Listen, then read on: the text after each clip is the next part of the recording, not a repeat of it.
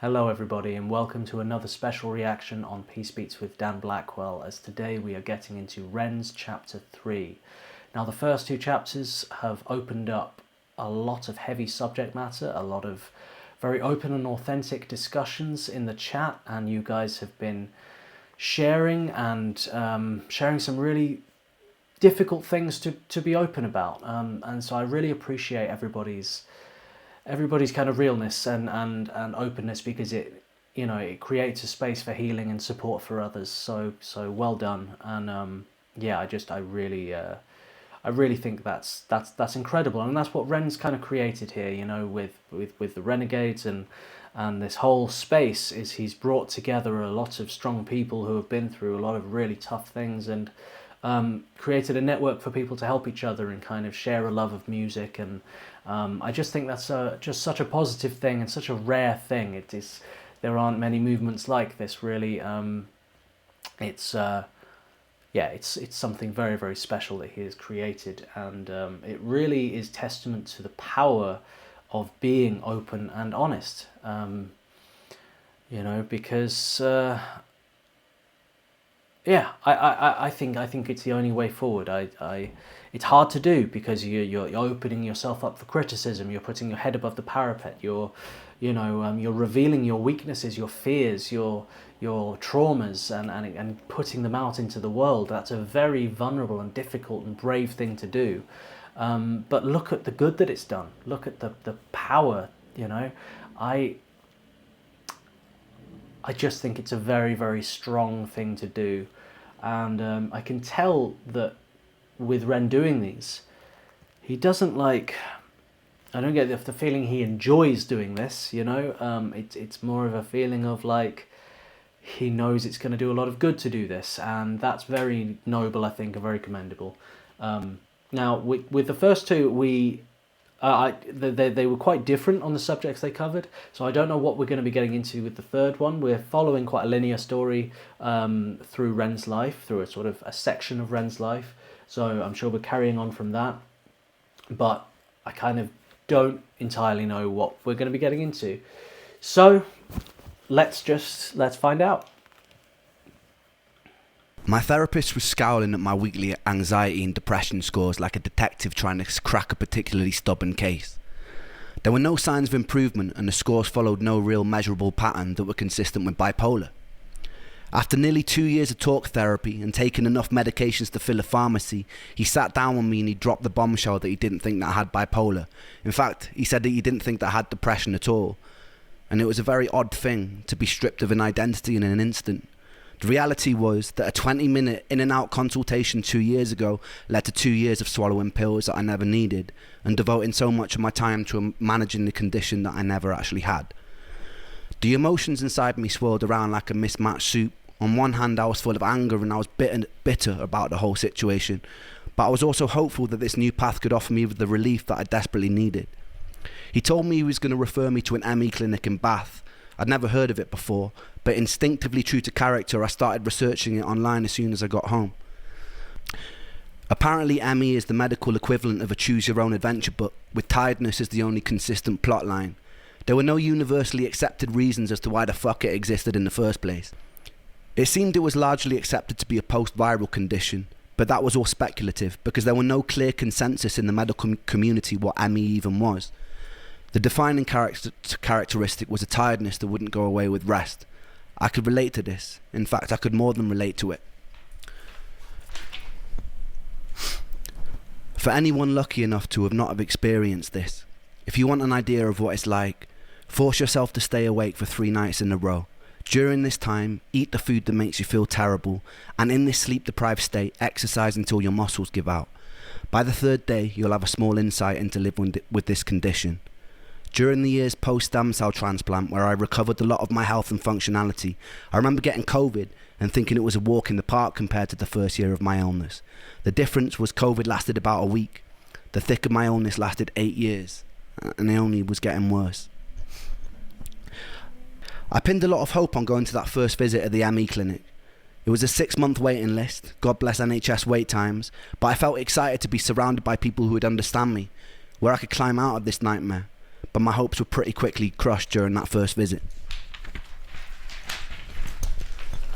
I remember walking into a space that looked like a disused classroom where a bunch of people on chairs were sitting around in circles like Alcoholics Anonymous. I could feel a sense of camaraderie and that we all felt like dog shit. We were all confused and we were all desperately wanting to feel better. I believe at the time I was probably the youngest in the group. The group leader waddled in and handed us all a booklet that looked like a school timetable. She then sat us down and told about this new revolutionary technique called pacing, where you write down and track everything that you do in the day, and then you do it less. And then with time, do it more again. The theory being that you have a limited bucket of energy compared to normal people, and you need to protect that and gradually push it. I thought this sounded pretty stupid, so I raised my hand. I told her about the pain in my body. I told her that my muscles twitched constantly. I told her that my bones ached. I told her that my mouth was dry. I couldn't focus. That some days they'd be without mercy and I'd be trapped in bed for the whole day. But the days that I wasn't, I wanted to make the most of it. I wanted to breathe the air and I wanted to live. She told me she understood it's hard, but she didn't really offer more than that. She just pointed at the booklet and told me to follow it. I asked her about things like heavy metal poisoning, about chronically reactivating viruses, about defective mitochondria, about all the things that I read that were linked to chronic fatigue, but she just raised an eyebrow, looked at me like I was a hypochondriac and told me she knew nothing about those things. I remember walking out of the building feeling disheartened and defeated, so much so that my legs buckled as I was walking home. I began to sob uncontrollably on the side of the road. An old woman knelt down to comfort me and asked me what was wrong. I didn't even really know how to explain, so I just told her that I missed my friend. Despite my skepticism, I stuck to the program for at least half a year, and I kept going for my periodic visits to the clinic, and it did jack shit. In fact, I got worse. I was always getting worse. One thing that particularly struck me about the ME support groups was the pure desperation and confusion. With most other conditions, you're given a diagnosis, a prognosis of whether it's going to kill you, and what you can do to manage it or cure it. With ME, you don't get that. You get an indeterminately long sentence to purgatory. You feel worse than you've ever felt in your whole life, and you're given no explanation as to why, and no signpost pointing the way out.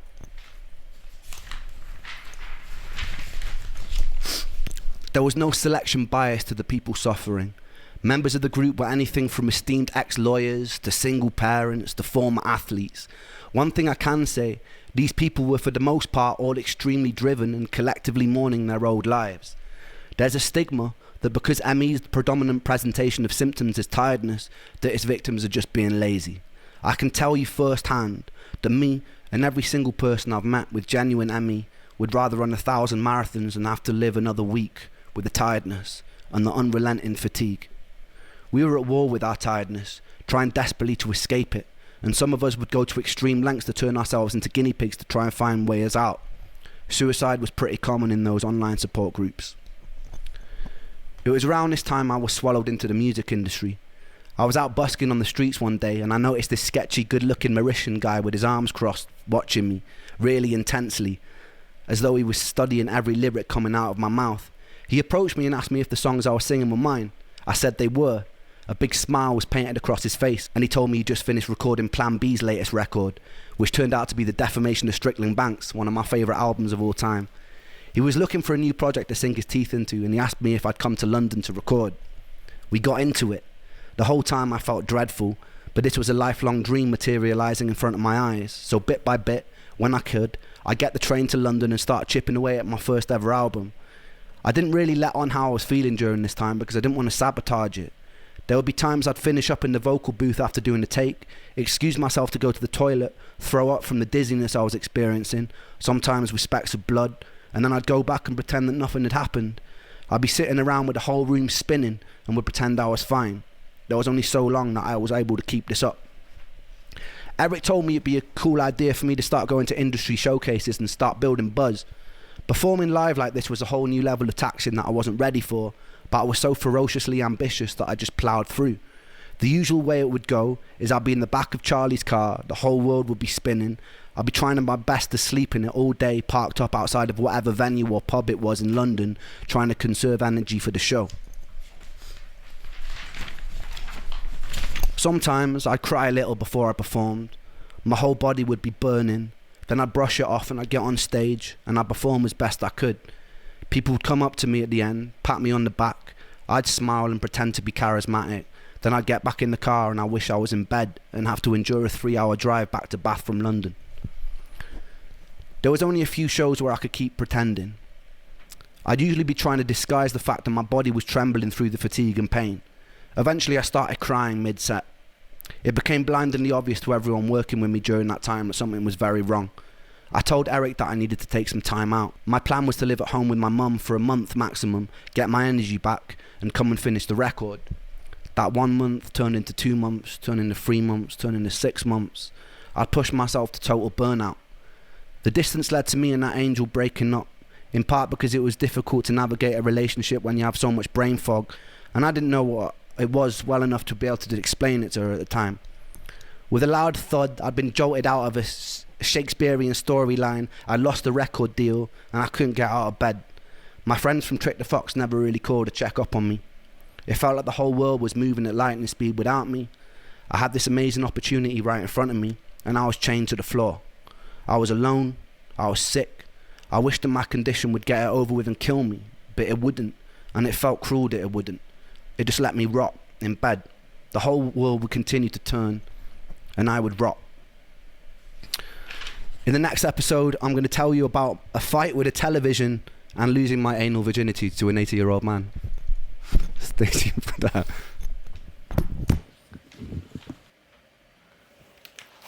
Well, the next chapter is going to bring up some interesting subject matter also. Wow. There's a few things there.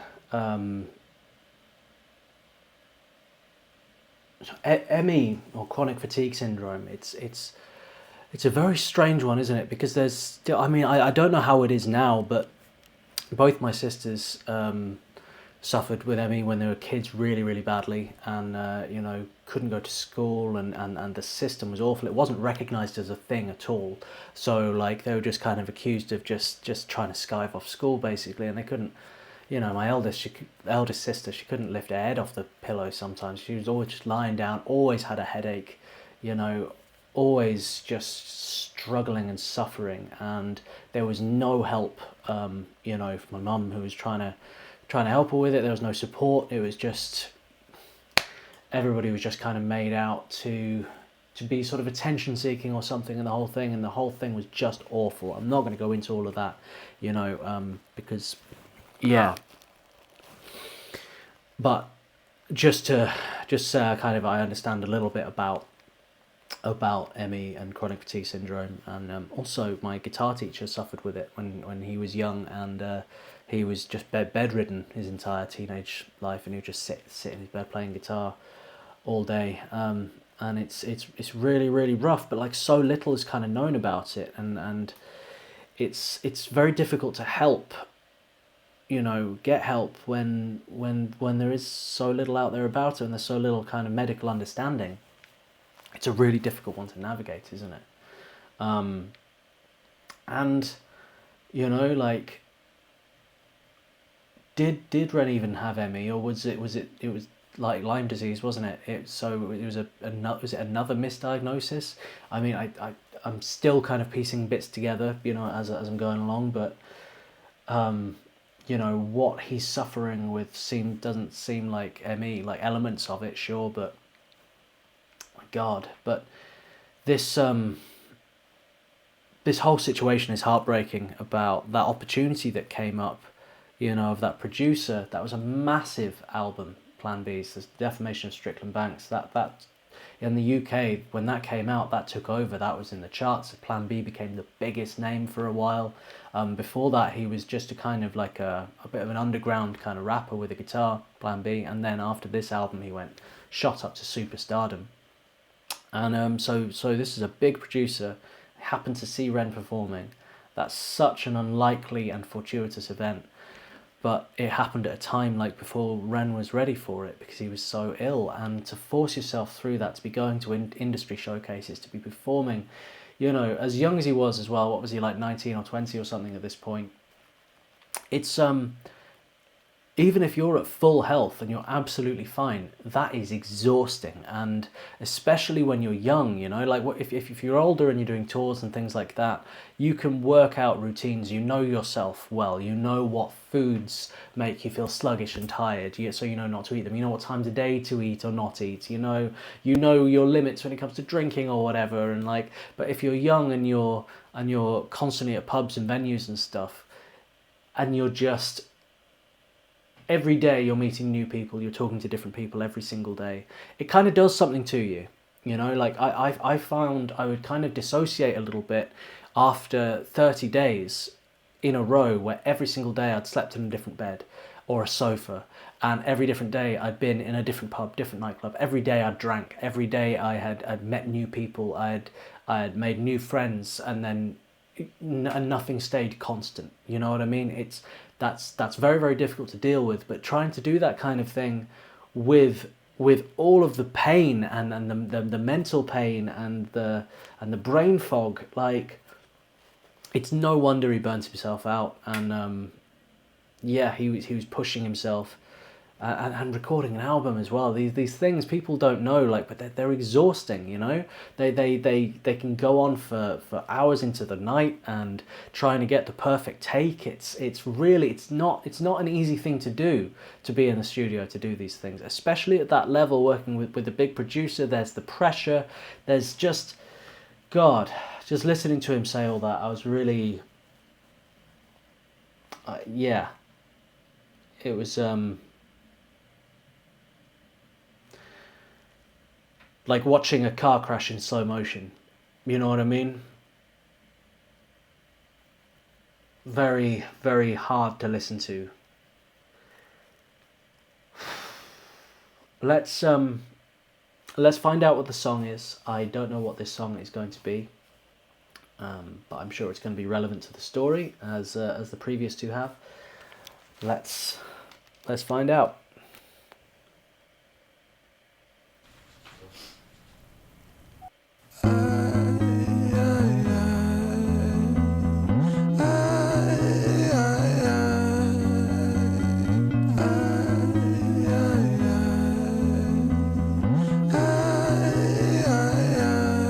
Patterns are composed by a time bomb for an author, like pigs to the slaughter. A symphony of self-doubt sings out, breath starts getting shorter, running water. It's the state that I wish to become. Instead, concrete envelops my movement and I'm rendered deaf and dumb, unable to heed the advice of others. Don't tell me things will get better, cause so far things haven't gotten better. I've got the sweater, poster child, bipolar, ADHD, therapist, wet dream. I don't want to talk about my father, I don't want to talk about my dead friend, I don't want to talk about myself. I'm sick of talking about myself. I'm sick of talking about myself and realizing that talking about myself never ever helps. Still, I call for help, cause I really want help. But the pills didn't seem to help, and the therapist didn't seem to help. But still, I want help. I've danced with the devil in hell, I've sat in a prisonless cell, and here I always dwell, in this prison in myself. I do this thing where my mind travels back to the golden age. You know those times where you were carefree and everything was golden? The golden age. You know those times where everything was golden, where you were carefree and everything was golden? The hardest thing I ever had to do was come to terms with the fact that that time never really existed. I've always felt so fucking detached and broken, bruised and mismatched. Find it hard to relax, living under the cracks. Tried to fill in the gaps, lying here on my back. Still, I can't find it. Sense of peace in my mind declined it. Pulse increase and my sweat combines with a feeling so deep I fall inside it. Depression, I hate you, depression. Your constant oppression, respond with aggression. They say depression brings you lessons. Constant stressing conceals blessings. You will grow in broken settings. Fuck those lessons, fuck depression. I've been living in your shadow for so long that I forgot how I can shine, how I can find a refuge in my mind. How am I meant to sit here and unwind? The planets align. I feel like I'm cursed, feel like I'm cursed to just be here to hurt. Feel like I'm cursed to just be here to bleed, but my demons been feeling this way since birth. depression, I hate you, depression, I hate you, depression, I hate you, depression, I hate you, depression, I hate you, depression, I hate you, depression.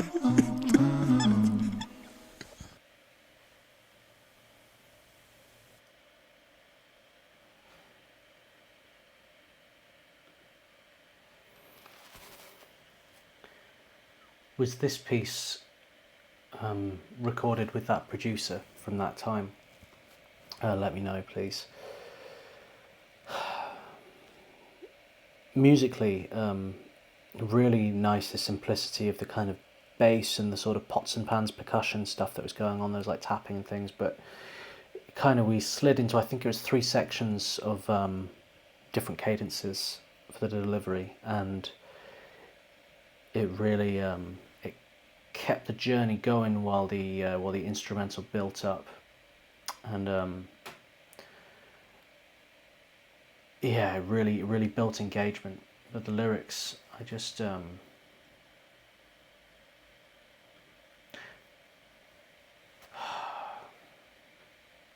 so many people can relate to this.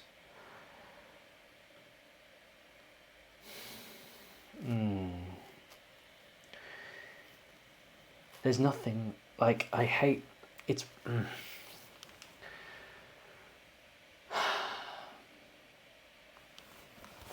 depression is something that swallows you, isn't it? And it's something that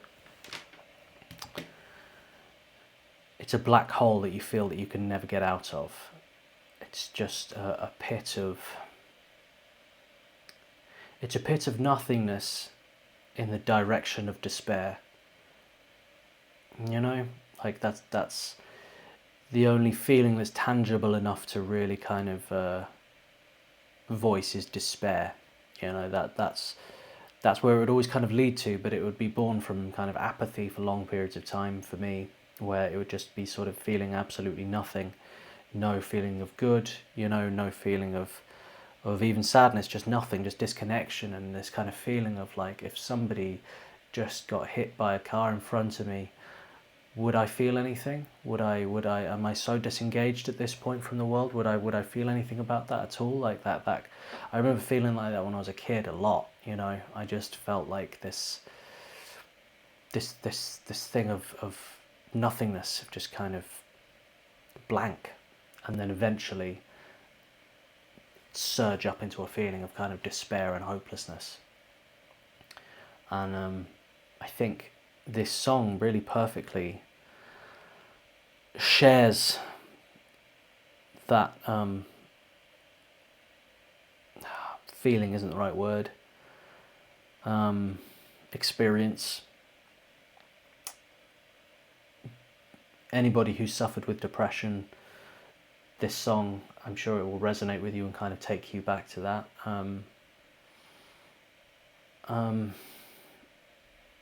Yeah.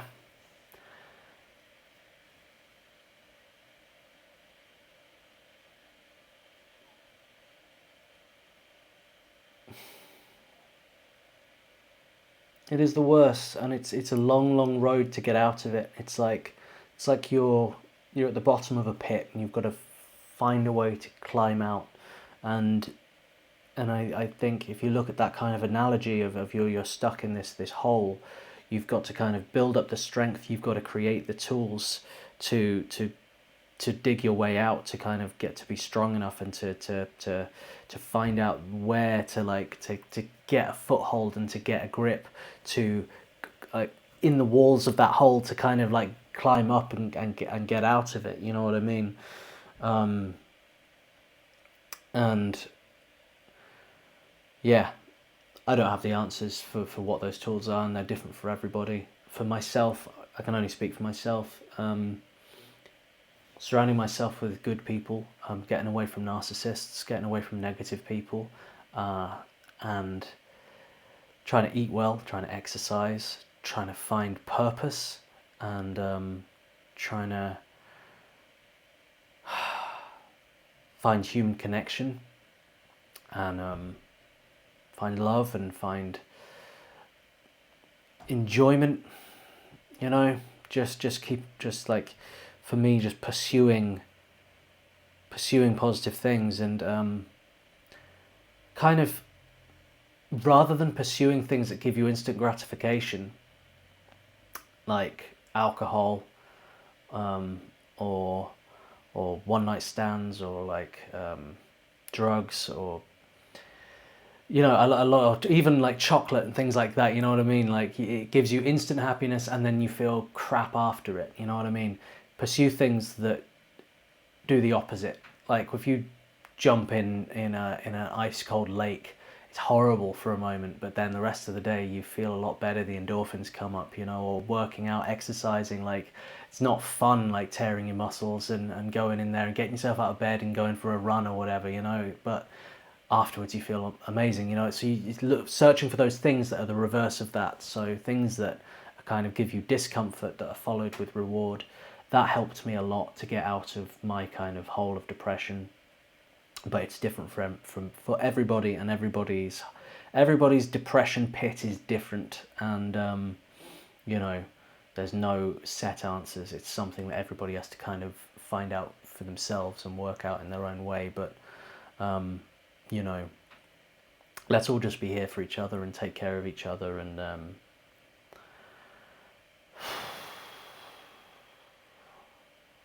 God,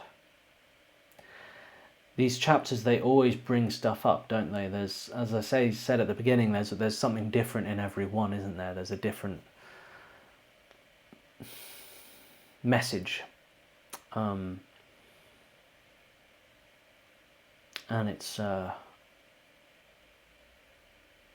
lot, and I'm very glad to be going on this journey with you guys, and yeah, just kind of opening up these subjects with you, and yeah, it's